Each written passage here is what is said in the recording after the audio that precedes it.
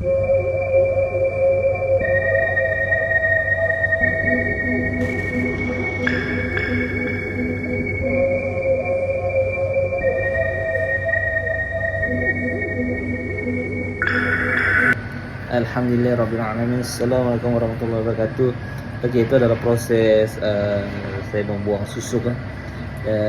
Itulah masyarakat hari ini masih lagi mengamalkan pemakaian benda-benda terlarang nih, seperti susuk dengan niat untuk mencantikkan kulit. Tapi itulah kesan dia.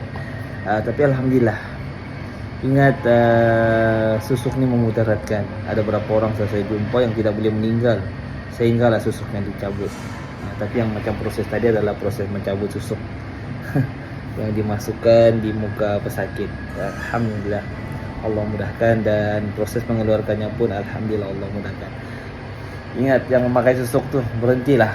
Tidak membatangkan kebaikan, semua memudaratkan. Berhentilah.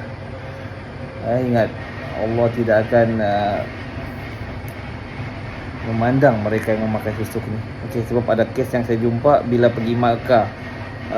Biasa tu pesakit ni bila dia pergi Mekah, dia tidak nampak apa tu, gara-gara dia pakai susuk.